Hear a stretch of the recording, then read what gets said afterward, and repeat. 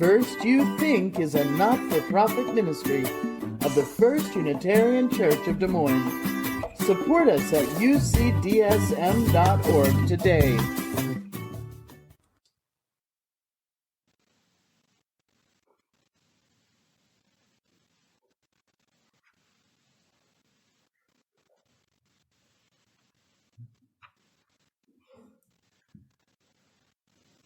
A few weeks ago, my aunt, my oldest aunt, my mother's sister, passed away. 2 Sundays ago, she would have been 80. Telling a friend this, she asked if I wanted to come over, if I needed any company, as she had also recently lost an aunt and knew that that could be difficult.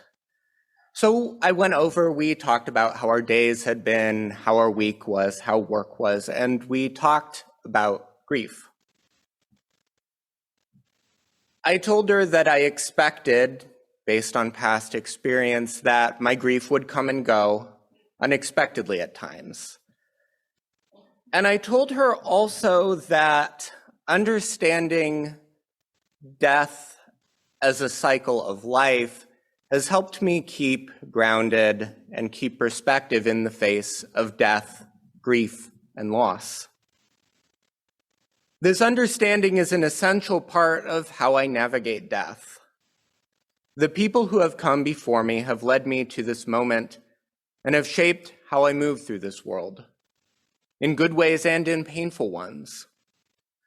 Paying attention to this helps keep me present. It helps me to see how interconnected I am to the rest of the world and the people around me. Honoring who and what has lived before us can help us cultivate this perspective. In this sermon I have to offer you today, I'm not offering a prescription to cure grief or loss, but I am offering a perspective that can help us adjust our experiences. Studying and practicing paganism have certainly helped me cultivate this approach towards death.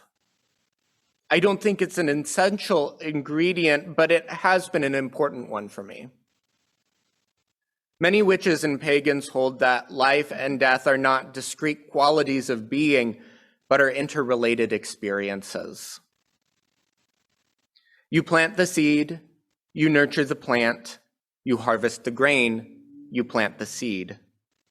The cycle spirals on and on, repeating itself, both new and familiar with each revolution. In the traditions that use the Wiccan wheel of the year for their liturgical calendar, people talk about Samhain as the third of the harvest festivals, preceded by Lammas and the autumn equinox.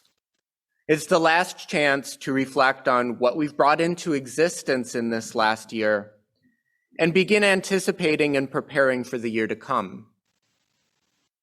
For many, a central component of this is honoring and communicating with ancestors. As we reflect on the natural world dying, going into hibernation to prepare for new emergence, we reflect on the many cycles of living and dying that have brought us to this moment. Living things die, and consequently new things emerge. These new things are tied to previous lives. We hear this sentiment in the words of Nancy Wood in our second reading. Each death I encounter makes more sense placed in the context of life's cycles.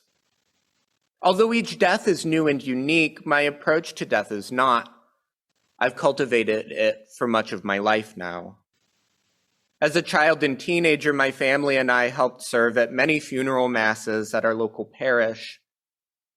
And over the years, I've experienced the death of cousins, aunts, grandparents, great aunts and uncles. People who were old and young, close to me and further removed. Deaths that were both anticipated and unexpected.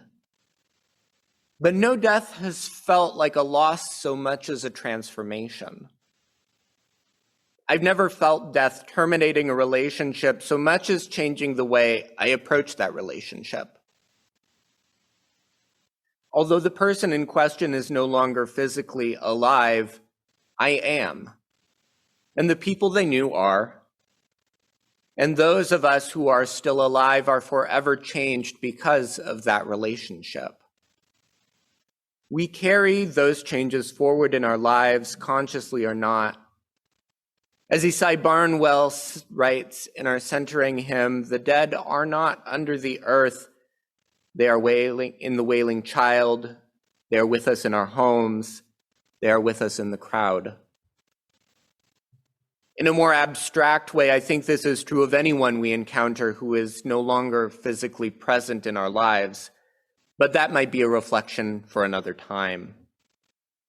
When I count my ancestors, the persons and beings who have helped shape my life, I count grandparents, aunts, uncles, cousins, the people who raised me and their relatives. But I also count my advising professor from college, who has shaped how I understand being pagan and being a scholar of religion. I count some of the Catholic saints as my ancestors, who my own ancestors prayed to for intercessions and who I have honored and venerated alongside gods and familiar ancestors alike. And I consider the land I've lived on and grew up to be an ancestor as well. All of these persons and beings have molded me into this version of a person you see before you now, and I exist as their legacy. So now I have two questions for you as we prepare to depart. Who are your ancestors? Who are the people, places, things that have helped shape you into who you are today? And how will you honor and remember that change? You might honor them in a formal or ritualistic way, or you might not. In an article written earlier this month, John Beckett gives us some insight into the breadth of forms honoring our ancestors can take. He writes that ancestor veneration is a very intuitive practice, so intuitive that people of all religions do it, even if they don't consider it a religious thing. Go into the homes of your most conservative Christian friends and relatives. You'll see pictures of grandma and grandpa on the wall, maybe a wedding photo, maybe a picture of someone in a military uniform. You'll see old watches, pens, tools, things that have a tangible connection to a long past relative. Your Christian friends wouldn't call these places shrines, but that's what they are. They're places of honor, even if no one ever sets a glass of wine in front of them as an offering. In a day-to-day way, I don't have a ritualized way of honoring my ancestors, but I honor them in other ways. I hang pictures of ancestors and icons of saints on my walls.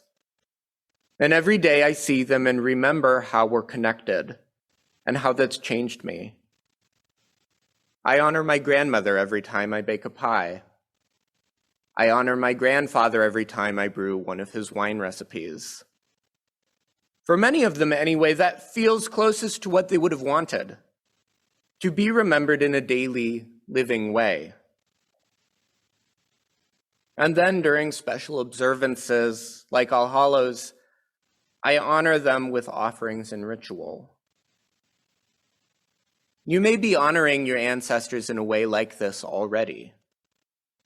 So in the season of death and rebirth, I encourage you to find connection in the people and places that have willed you into existence. Dust off your grandparents' wedding photo. Bake that meal that reminds you of your friend. Walk in the woods and the hills near where you grew up. Pour out an offering on your shrine if that's what feels right.